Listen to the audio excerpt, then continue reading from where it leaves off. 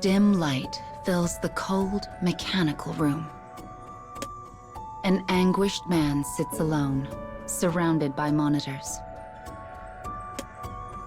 These screens separate him from the land beyond. A great number of prisoners had lost their fleeting lives at his command. They died in battle against the flowers, creatures that consume people, grow large, and multiply beyond comprehension. The man has climbed the ladder, moving from being a meager prisoner to a superior officer. His authority is total. He observes all that happens within the facility, as well as the outside world. Suddenly, a three-dimensional map manifests before him. It displays the base in bright crimson colors. Lights flash, warning him it is at risk. The monitor on the wall shows a map of the battlefield painted a similar red. The man flicks a nearby switch. The main hall of the base is projected over the room. He sees row upon row of soldiers, all employed in service to the facility. They are prisoners who have no choice but to fight. They turn to the man and lift their right hands high in recognition of his authority. He stares at them wordlessly. Then, with a decisive nod, he makes an announcement. Our time has come. We will now commence the extermination of the flowers. I expect you to give all to this struggle, up to and including your lives.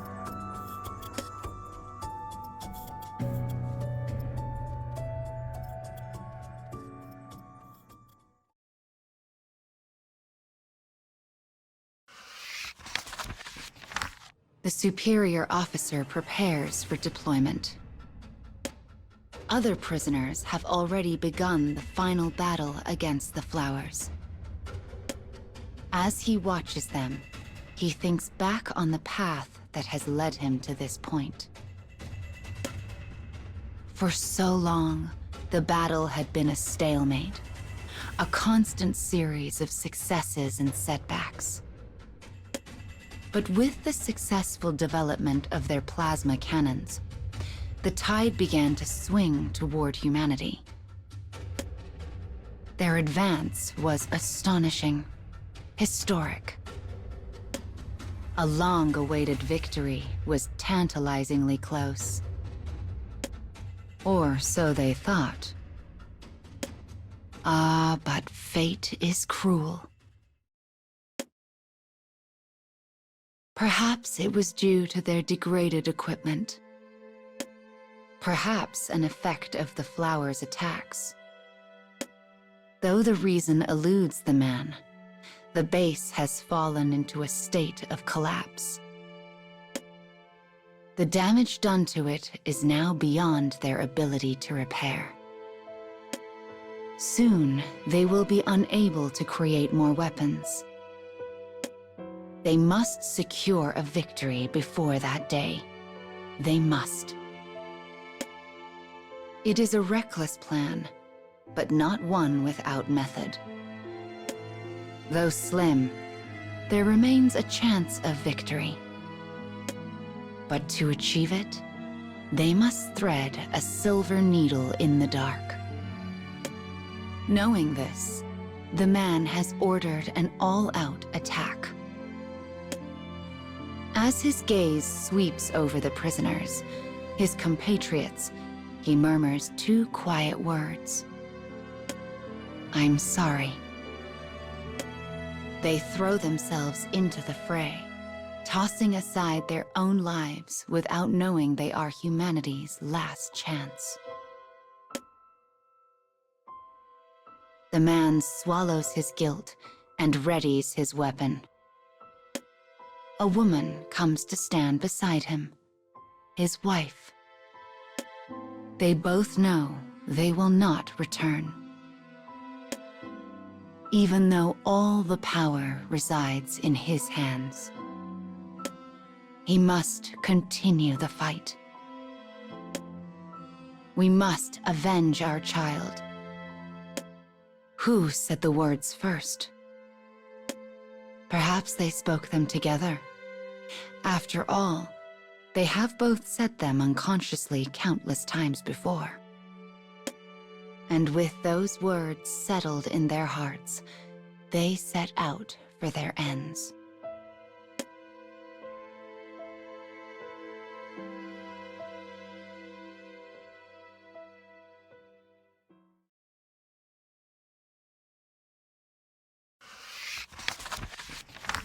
The man and his wife are driven to the battlefield in a special vehicle.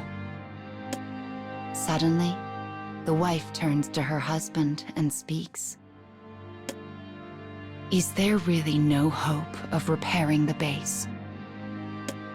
Though state-of-the-art, the base is still a mere building constructed by flawed human hands. Its eventual deterioration was expected and planned for. But for it to decay so suddenly and so swiftly, it is almost as though someone is deliberately trying to make a point. As if they are attempting to signal the end. The man places a hand on his worried wife's shoulder. The facility at the center of the base was originally off-limits, completely concealed from the outside. Even in his position of authority, the man cannot enter the facility to learn why the base is failing. But there is little point in such thoughts now. Better to fight and perhaps survive than be racked by doubts. For if they do survive, there will be much work to be done bringing humanity back from the brink of extinction. Though the wife quakes in fear, she senses her husband's determination and nods quietly. In that moment, their wills align. But then, a flower attacks their vehicle. The massive abomination crashes down upon them with the force of a meteor. It happens so fast, the couple does not even have time to voice regret. It is a savage end and wholly unsatisfying. The vehicle in which the man and woman sit is crumpled beyond recognition, killing them both before they can draw their next breath.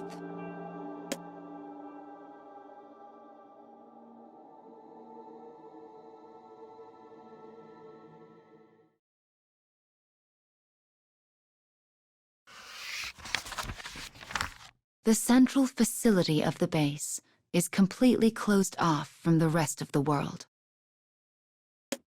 It is a forbidden place. Even the highest and most powerful of humans is denied entry. Yet though it should be deserted, its interior is illuminated by a soft light. Suddenly, a monitor flickers to life. The word "reboot" appears in large letters on the screen. It then displays a map of the facility, changing its color from a threatening red to a calming green.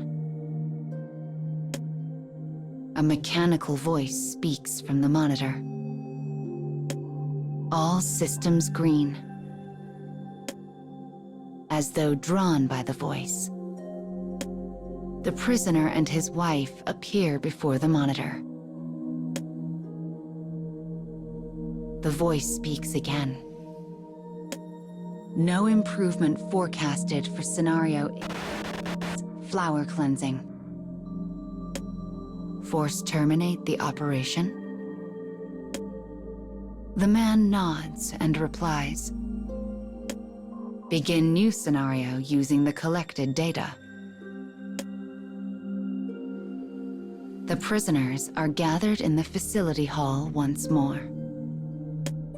Among them stand the man and his wife, the very ones who should be in the central facility. They reaffirm one another's resolve, as they always do, even though they possess no memory of the conversation. We must avenge our child. And watching this scene unfold is a man and woman, hands joined, who hold power beyond the greatest of authorities. They create as many prisoners as they desire, only to cast them aside, searching for the perfect strategy to eliminate the flowers for good. They speak as one. Theirs is a plan that desecrates life, that uses it as a tool. Though it pains their souls, it is all done for the greater good. We must avenge our child. With this decision in their hearts, they press the switch and reset the world. They do so to bring about a new beginning, to see it through to a new end. And thus, it begins. Thus begins a new tale.